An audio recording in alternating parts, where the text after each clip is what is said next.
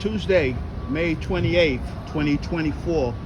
I'm sitting here, actually I'm standing here. Brother Haskin, Tarik Haskin is sitting here, and we are sitting in Marcus Garvey's park in Harlem. And my brother Haskin here, I've known him for about maybe close to 13 years now. And since I met with him, we've always spoke as brothers and comrades. And Tarik's background is he is a Black Panther, and I'm going to let him take the rest at this point. As he said, my name is Tarik. I am a Black Panther, not a former Black Panther. Even though the Black Panther Party was defeated by our enemies, the FBI, the CIA, even though it was defeated, not all Black Panthers stopped fighting. I'm one of those who didn't stop fighting because the government is still in the process of trying to kill every black man, woman, and child. So not all of us have stopped fighting. So I'm continuing to fight. And I'm a former member of the Black Liberation Army. I've done 17 years in jail with Brother Sundiata. We were in Marion together. As you know, Sundiata is Assata Shakur's co-defendant, and we were in Marion together. And as I say, I've done 17 years for a bank expropriation, and the expropriation resulted in a shootout with 150 police officers. One of my partners was wounded, 2 police officers was wounded, And so I was forced to do, after my capture and conviction, I was forced to do 17 years in various American death camp prisons. So that's who I am, yes. And I myself is Kastan, and that was a very short summary of Tarik's life. And I'm sure he has more experience dealing with other brothers, as he mentioned just now. You want to point one out and discuss, like Leonard Patel, you spent time with him, I believe. Right, and I did time with Leonard Peltier, and I'll tell you, the last time I saw Leonard was in a place called Springfield, Missouri. It was a medical center. I learned that he was there to get his eye worked on. I was there for one of the reasons why I was there was to get a tooth pulled. But the night before I saw Leonard, 2 o'clock in the morning, the guards came outside of my cell and was saying, "The hell with the Russians, fuck the Russians, this is America, we run America." So I was wondering why was they outside of my cell at 2 o'clock in the morning doing that. I know that they are right-wing persons and they hate Russia and that sort of thing. So the next day, I was going to get my tooth pulled, and I heard someone calling me, Tarik, and it turned out to be Leonard Peltier, and he told me that the Russians were there to see him. They had been there for one day, and they intended to be there for the rest of the week. And that's why those guards was outside of my cell, because they knew Leonard and I were fellow revolutionaries. And so he told me that the Russians, 11 million Russians had signed a petition requesting that he be released from American custody. That was the last time I saw Leonard. But as you know, Leonard was one of the main leaders of AIM, the American Indian Movement, which was inspired to come into existence by the Black Panther Party. Now AIM, one of their aims is to take the indigenous people back to how they used to be and get them to follow their cultural mores and their ways of dressing, their ways of eating, and their ways of dancing. And those ways are collective ways. They have, when you see them going around in a circle and there's drumming going on, that's a collective dance. And that's what the authorities don't like to see them doing, a collective dance. They like to see them doing individual things, pursuing an individual course in life. And they have collective eating. You would see them all sitting around a pot and be eating food. They have collective eating. They share their food. And that's why the authorities don't like them. Actually, the indigenous people, their lifestyle is very much a revolutionary lifestyle, and that's why the authorities try to eliminate them. And Leonard was trying to take his people back to those cultural behaviors and that sort of thing. So that's what I know Leonard to be about that, from having been with him for, we were together in Terry Hut. As a matter of fact, when we was at Terry Hut, all the other indigenous people were in my unit, and Leonard was across the hall. The leader was across the hall. All the soldiers was in my unit. And so, but we used to eat together. And then when I was sent to Marion, Illinois, the warden there, Warden Miller, he said, my name is Warden Miller. I was a guard at Alcatraz, and I worked my way up to be the warden here at Marion, which was the most maximum security prison at the time. What year was that, Tarik? That was in 82 or something like that, 81 or 82. And of course, Leonard Patel was arrested in charge with the murder of 2 FBI agents, Right. which he says he's fully, innocent, that they have in fact set him up. That's right. There was no actual factual evidence supporting the allegation that he actually killed the 2 police officers.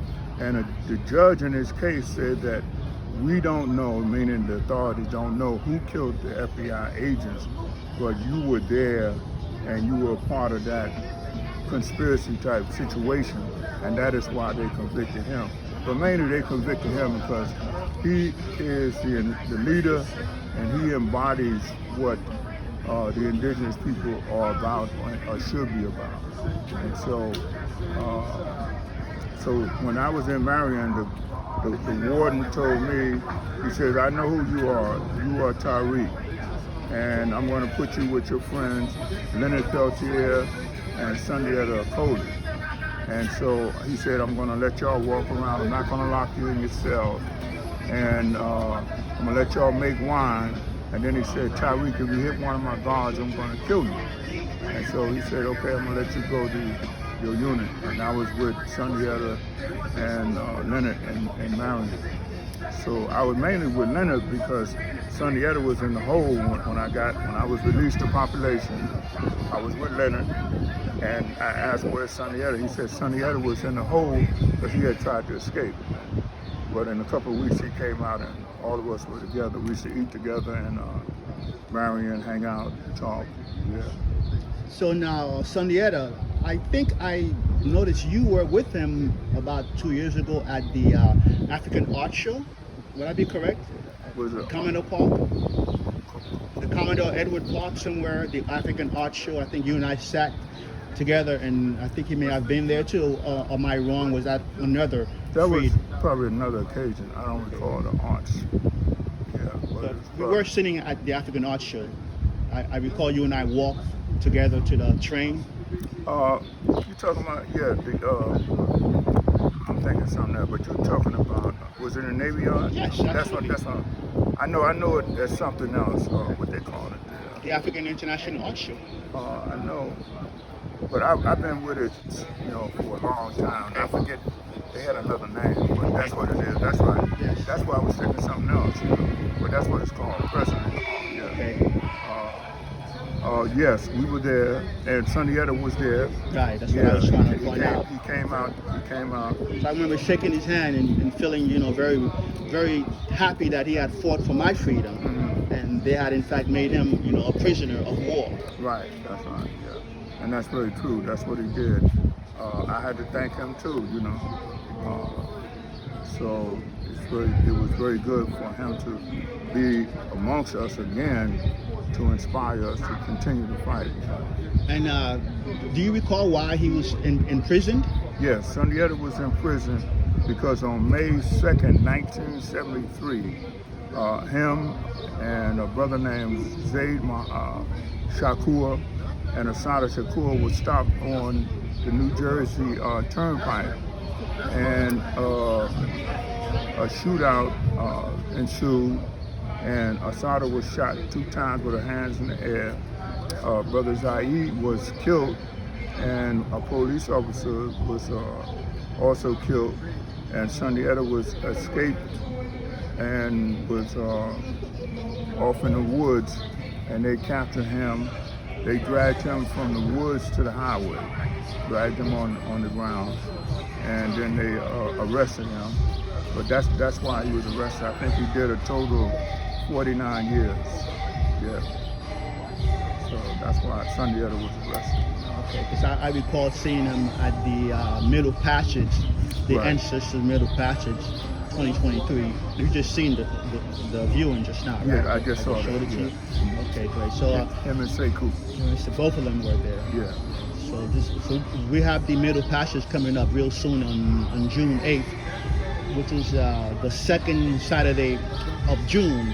So the Middle Passage occurs every second Saturday every year in the month of June. Very good. Yeah. Hopefully I'll see you there also, but I know Yeah. for certain, I'm going to be there. Right. So now you were speaking earlier about how, African Americans communities are always infringed on by eminent domain where they just take our land. Right. Could you talk about that? Yeah, and as I was pointing out, in every city, almost every city where black people are concentrated at, it was decided to build a highway through the black community. And that's the case here in New York. They built a highway through the Bronx community of black people. And I was in Oakland, Florida, all these places, they have built a highway through the black community. And that's important to know because the highway, the cars expel a lot of gas, and we have a population amongst our people, usually the young children are asthmatic, and the gas is coming off the highway. It's very hazardous to them, deleterious to them, harmful to them, our children, and it kills a lot of children. So that is one way of how they kill a lot of people. So people know about the police shooting a person, and someone done the math, and they said that every 38 hours a police officer unnecessarily kills a black person. And that is significant, and that is a painful thing for the individual and for the community. But also, that happens every 38 hours. But we have like probably hundreds of children. Hundreds of our children are dying from having asthmatic attacks because of the fumes from the cars. And the designers of these highways knew that was going to be the case. That is why they built the highway cutting through the black community to provide the gas our children and kill our children. The American government is a government of maniacs. That's what we're dealing with. And so that is the case. And I know the gas thing is significant because I sit in my yard, and the cars that come by, after a while, the gas is such that I have to leave and go back in the house because of the gas that's emitted from the traffic that come by is such that, and I'm a healthy person, but the fumes are such that I have to take a break from the fumes. So I know our children, our people are always saying that the gas emitted from the cars are causing many of our children to have asthmatic attacks, and some of them die from having those asthmatic attacks. But that is one of the ways that the authorities are killing our people off, deliberately killing our people off. And there was some discussion about it not too long ago on the news that was the case, that the gases emitted from the cars was killing a lot of our children, and something had to be done about it. And also you mentioned that approximately 800 or more people of color are being affected. Could you talk about that a bit? Right. I'm thinking that the figure might, once you add up all the different categories of different categories where that result in the death of our people. Our people are being trained to be alcoholics and drug addicts, and we're being trained to think of ourselves as animals, and animals that should be killed. So the public is being trained to think of black people as animals that should be killed. And our people who don't know psychology don't know how this is accomplished, but I can go into that.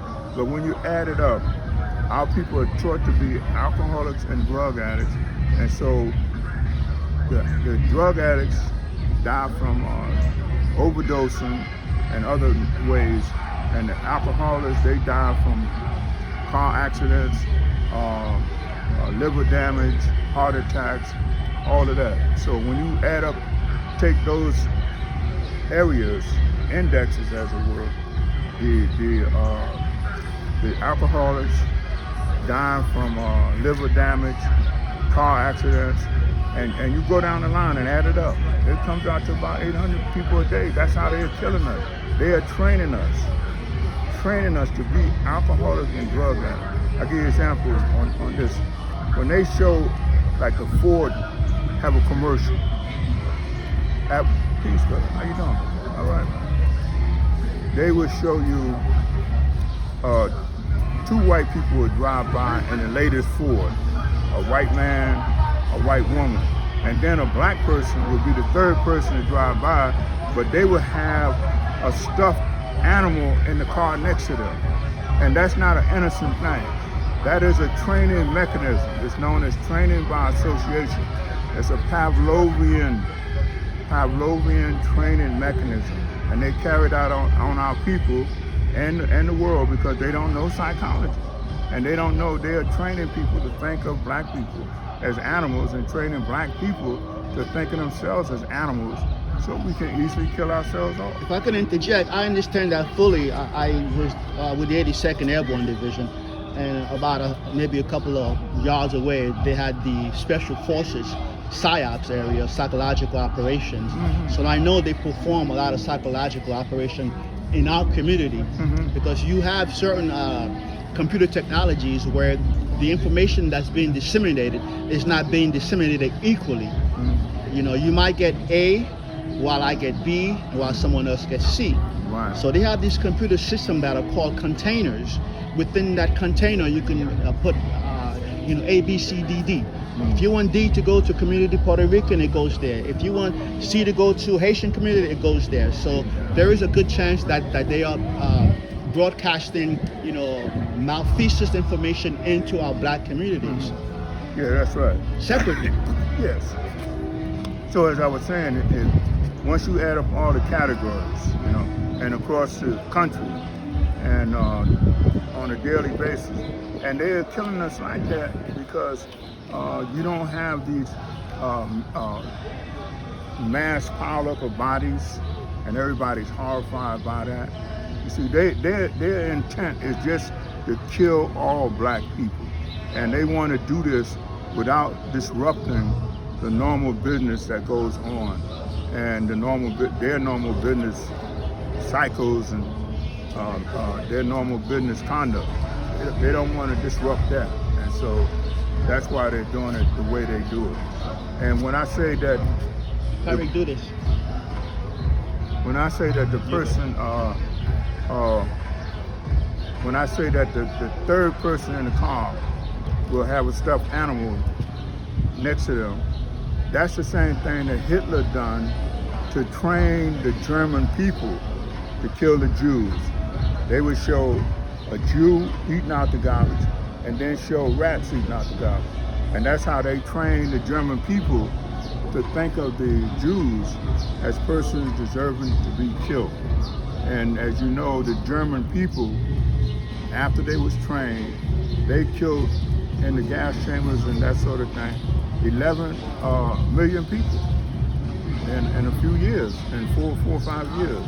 They killed 11 million, they killed 6 million Jews, but they killed 5 million other persons too, of different various racial backgrounds, and persons who had an arm shorter than other people, had a leg shorter than other people, criminals, homosexuals, and those groups add up to another 5 million people. And so that's what we're dealing with, persons of that frame of mind in the American government. That's what we're dealing with, And so that's what it is. Psychological warfare all the time. Yeah. I know that for a fact. This is how this country is run. So I encourage our people to do the math so that they know exactly what they're dealing with. But also what's going on, they're training the adults and they're training the children, Yeah, please, Tarik. About 10 years ago, you pretty much, you and I discussed social engineering. Right. And you go into this, could you go into that just now, please? Okay, this is what we're discussing, social Yes. engineering. You know, for instance,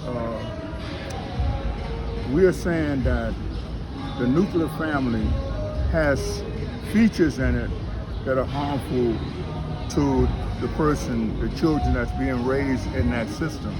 And the way the nuclear family is structured and the way parents carry out the child rearing process, the way they do it is designed to turn out people suitable for living in this society. You know, persons who can fly over and fly over a house and a project or something and drop a bomb and kill everybody in that and laugh about it after they do it. That's what happens with the nuclear family. So that we are saying the way the nuclear family is today, it really should be abandoned, and in its place should be put the child rearing process that's known as the modeling approach to child rearing, and that is if a parent want their child to make up his or her bed, then the parent will show the child how to make up. Hi, how are you? How you doing? The parent will show the child how to make up the bed, and after a while, the child will ask the parent, "What is the parent doing?" And the parent will have a discussion with the child and ask the child, would the child like to participate in that? That's the way you raise children. So like when I give presentations, the first thing I like to tell my audience is, I'm a parent and I want to apologize for raising you wrong. I want to apologize to my children for raising you wrong, for calling you stupid, for saying that everything you did was wrong, for rushing you and calling you dumb and all of that. I want to apologize for having done that. And I'll go on to say that I've done that because I was trained that is the way to raise children. And that is the way to raise children to survive in a cruel society the way we have. And actually that is not the way. That is the way to raise people to be suitable for living in this society. And once they are saddled with negative feelings about their parents, a lot of our children hate their parents for having rushed them and for having called them names. So they hate their parents. They hate themselves because they figured they didn't respond right. You know, they should have really stabbed their parents or beat them in the head, and they hate themselves for not having done that. And so that's what we're dealing with. We don't need to continue to deal with that. And that's why we need to abandon the nuclear family and move into the modeling effort for raising our children so that they won't, we won't bend their will a little bit so they hate us a little bit. We won't bend their will a lot and they hate us a lot. We won't bend their will at all, and they will turn out to be loving persons, and they will turn out to be persons who are self-actuated. These persons are persons who will assess a situation, decide on what should be done, and formulate a plan to do that. But they would start doing that as little children and not after 4 years of college. And the authorities know that. You know, the way they raise the parents raising the children figure that they just stand there until someone tells them what to do. We don't need people like that. We are in a concentration camp. We need people to assess the situation and figure out, I'm over here, if I do this here, that'll contribute to our liberation. And the way it is now, people will tell us, just let me know, give me the order, and I will perform. But we don't need people like that. And then, that's right. You know, we need people who are self-actuated, and we can raise our children to be that way. And the school system is also a continuation of the social engineering that goes on in the nuclear family. I know in teaching our children how to speak, you know, they don't tell our children that that's not they don't just tell them that's not the way to pronounce that. They communicate to our children that you're stupid for having pronounced it like that. And the way y'all talk is stupid, you know? And this is what our children are learning in school. They're learning to obey. They're learning to arrive at negative conclusions about themselves.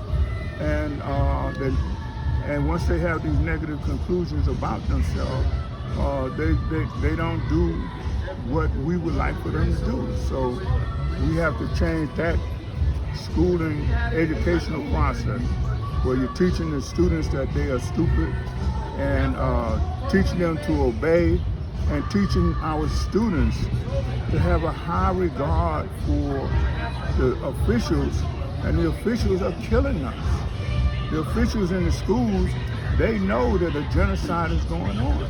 And our children, our students are being taught to respect these people who are killing us, who are allowing us to be killed.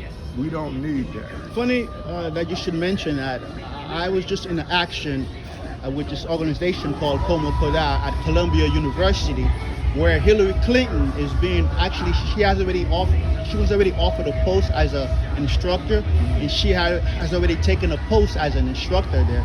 So we're talking about people who murder other people going into our essential universities, teaching our children. That's right.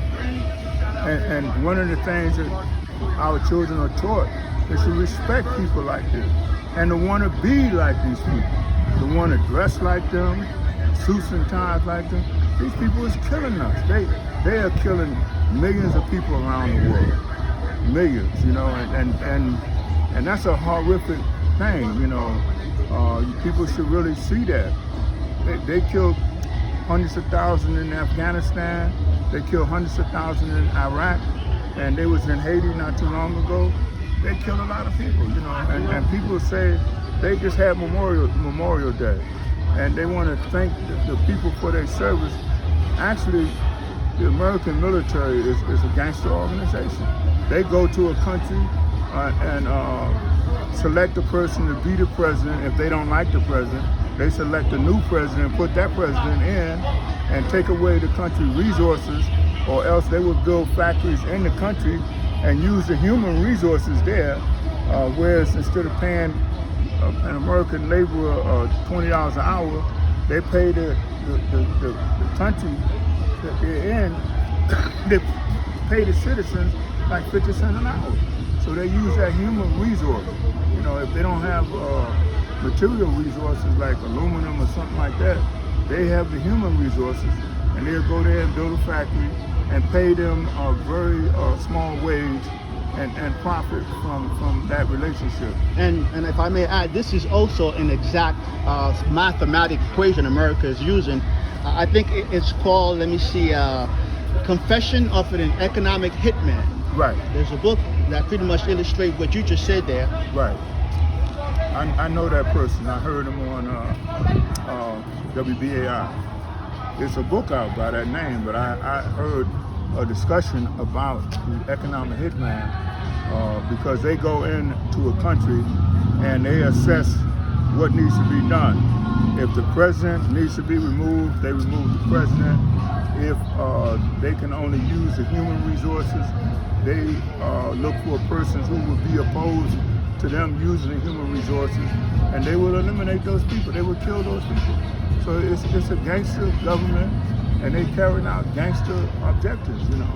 And then afterward, they would put the gun to the next official's head, you know, and remind them, you see, this fella is gone now. You want to sign this now? That's right. And they sign it, and this is how they are signing all our resources from all across the continent. And this is what the book Economic Confession of an Economic Hitman exposes. And I recall, how you doing? I recall that during the Iraq War, the Deputy Secretary of State went to Pakistan and spoke to the Pakistani president and told him he will support America in the Iraqi war. And this Deputy Secretary of State, I know his name, but I'm not going to go into that, but he worked for Colin Powell. I'll say that. He worked for Colin Powell, and he told the president of Pakistan, if you don't support the American war with Iraq, we will kill you and we will bomb your country back to the Stone Age. So that when the president of Pakistan came to America to a UN session, a couple of reporters approached him and asked him why did he support America in the Iraqi war, and he told those reporters, I support America because the Deputy Secretary of State from the United States came to me and told me if I didn't support America's war effort, he would kill me and bomb my country back to the Stone Age.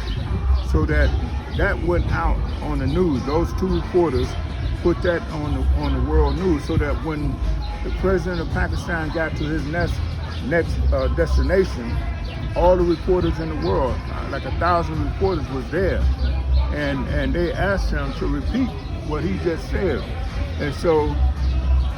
And they said, what did you tell those two reporters? And the president of Pakistan, he said, I forgot what I said. And you know why he said that? He said that because he knows that he was communicating to the CIA that he knows that the American government is carrying out genocide against black people. That's why he said, I forgot what I told those two reporters. So let's be clear. So that was his way of letting them know. And other people have let the government of the United States know. President Obama let them know, I know y'all are carrying out genocide against black people. And the president of Pakistan let him know when he said, I forgot what I said, what I told those reporters, he was communicating directly to the CIA. I forgot, and which was a symbol to say, I know y'all are killing all black people in America. So it's not a secret thing. It's just that many black people here don't know that is what is going on. You know, I just returned from Washington last Thursday, May 23rd, 2024, where President William Ruto and President Biden met to have coffee and crumpet at the White House. And we know, like Frantz Fanon's book, White Skin, Black Mass, you know, so the U.S. in fact is putting on a black face on the invasion of Haiti at this point here. By allowing, and in fact, it's worse than that, because they are getting paid $600 million for this action into Haiti. So they are running into a mercenary account at this point here. Right. Anything about that, Tarik? Yes. You know, they feel that it's absolutely necessary to have a black face on them, because unlike in 1804, the world is a reading population, and they read and they watch these videos, so they are literate people, and they know they can immediately recognize that if American Marines went there, they would know the process that the American government is going to employ to subjugate the people. So that's why they want to use the Africans to say that no, we're not employing that process, you know. So that's what is going on when they have the president of Kenya, you know, to do that, you know, because the president of Kenya should be in those countries in Africa that are resisting, that are putting the French out of their countries, and they're putting the Americans out of their country.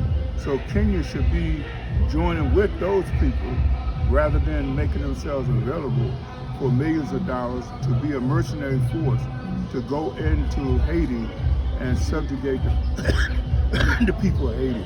That's what is going on. They're putting a black face on a process normally a process carried out by white soldiers, colonizers.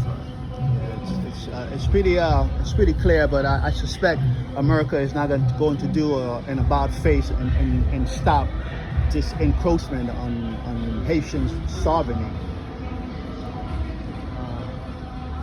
No, they're not. They're not going to stop the process because people learn about it. Because I'm telling you about that they're doing it. They're not going to stop it. That's their number one thing is doing that. And their number one thing is them being in charge and them making the money that is to be made from that situation. That's what it's going, and with little regard for human life, you know. And that's what is going on. Little or no regard for human life is what is going on. You know, I just put a post, you know, stating that, you know, we should invoke the ancestors, the voodoo from our ancestors, so we can, you know, I use the word, so we can kill those crackers and niggers. I never, you know me, I never use those words together, but these people are actually crackers and niggers, so I'm going to use it applicable. Right. You know, they need to be assaulted by the highest force in the universe, which is the African spiritual voodooism, but we have no weapon to contend with these people. But me, I just pointed, I forfeited my life. You know, let me restate that. I forfeit my life. I'm still here. You know, and my life is directed to the revolutionary state of mind. I want my freedom, and you can't have it. That's right. Yeah. So I'm of the same frame of mind. You know, they have tried on a number of occasions to kill me, and one of the police that I went to jail for, I was convicted of shooting. His job was to kill me, and my partner was in the house, and his job was to kill us. You know, and I knew that that's what he intended to do. So when he approached the house, I went downstairs to get him, to shoot him, because I knew that he intended to kill us, you know. And so when we met, I was halfway down the stairs when he came around the stairs, and he shot at me four times. I'm gonna be posting this on YouTube, on my YouTube channel. Okay, continue. Yes, and he shot at me 4 times and missed, and we both was trying to shoot each other in the head, and I missed him and he missed me on the 5th time, but he fell back. I thought I had shot him, so I was continuing down the stairs, and he ran across in front of me, and that's when I shot him. So I shot 2 times. I missed him 1 time, but he shot 5 times and missed me. But his intent was to go back to the precinct and brag that he had killed those 2 niggas. That's his intent was. Because when I left and went back upstairs, he laid down there and said, "We're gonna kill all you niggas." He was so mad because he knew when he went back to the precinct, they were gonna be asking, "How could you miss that nigga 3 feet away 5 times, Bob? How could you do that? What kind of assassin are you?" That's what he was mad about. So he laid down there and said, "We're gonna kill all you niggas, and you niggas ain't gonna get away, and your nigga friends ran away from you and left y'all." He did that for about 10 minutes. While he was bleeding on the floor, Yes, right? While he was bleeding on the floor. That's what he did. And he was clear about that. That's why I know them racists, they may be when you see them in public, but once they get you alone, matter of fact, when I was in the military, I was in a mess hall in July one night. That's how I became famous in the Marine Corps.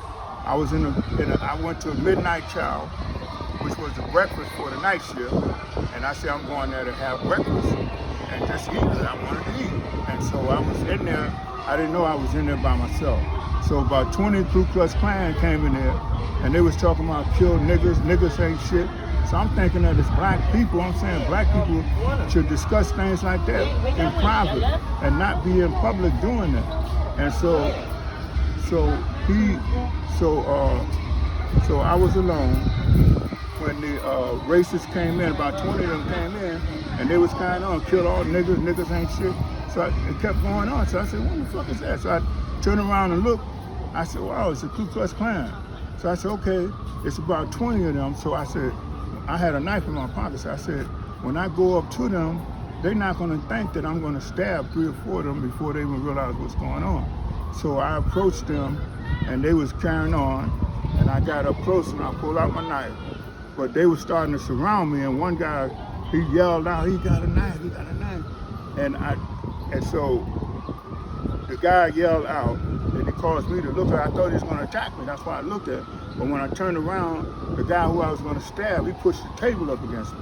Then they all started pushing tables up against me. I had to knock the tables away, and they all ran out. I couldn't catch them. Right?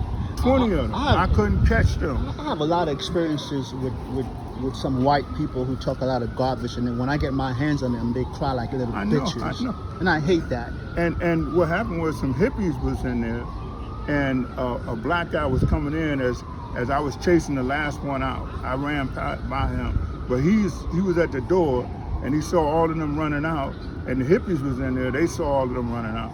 So they told everybody, that's the guy there who chased all the Ku Klux Klan by himself. That's how I became famous in the Marine Corps. And I'll tell you, the officers and the general in the base told the guys, if you want to get out the military, just say you know Tarik, go to your commanding officer, say you know Tarik, and you can get out of the military in a week. And my friends got out. 2 of them in Philadelphia, 1 in California, 1 in New York. They got out. That's all I know got out, because I was gone by then. I got out in a week myself. Yeah. And so, yeah, but that's what's going on in the military. And that's unfortunate that they have terrorized our military people. If you're going to fight, and just like Malcolm X said, if you're going to fight and kill Tojo, why can't you fight and kill save your own children? Be scared of these people here. That's why I let them know you got the right person. Matter of fact, they just had a flyover in Coney Island out here on Memorial Day, and these people called the Blue Angels. Right. The Blue Angels flew over, did a flyover. Everybody was saying, look at that, oh wow, they was amazed.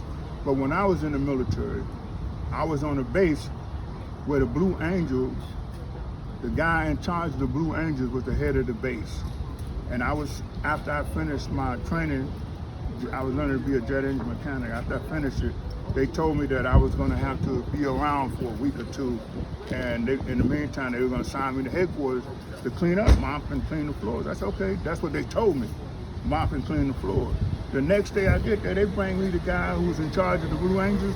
They bring me his shoes to shine. I don't shine them motherfucking shoes. You know, yeah, and I tell you what they told me. They said, you going to the mall. That's what they told me. You going to the mall. Then the guy, so I didn't say nothing. I said, okay, you know, you want to carry it like that? I'm down with that. I ain't say nothing though. So he was saying, you going to the mall because you being assigned. I used to be the one to shoot the gun up at the funerals and the graveyard. Yeah, that's what he was talking about. But first he just told me, you going to the mall. And then he said, in your new assignment, you be on the burial detail, you got to go to the mall, see the dead person so that you won't have no issues in the church or something like that. Then he went on to say that. But first he just told me, after I told him, matter of fact, they told me to shine the guy's shoes and wash his car. So I said, give me the keys to the car. Give me the keys to the car. And he said, I was gonna take the car and go around and tell my friends that I'm going to the brig, because I'm not gonna shine his shoes, and I'm not gonna wash his car. I understand. I wouldn't do it either. You know what? Everyone has their respective, objective outcome. I can't say I would. Maybe I would have. Maybe I would have. You know, we all have our direction. Yeah.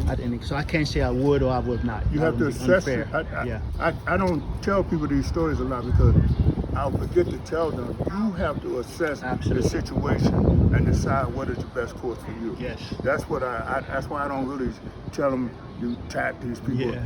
Because I forget to tell them, you got to assess the situation and decide what is the best course for you at that particular time. That's the best thing for people to do. I agree. We've been speaking for about 40 minutes right now. Mm-hmm. Time does fly by when, important information is being disseminated.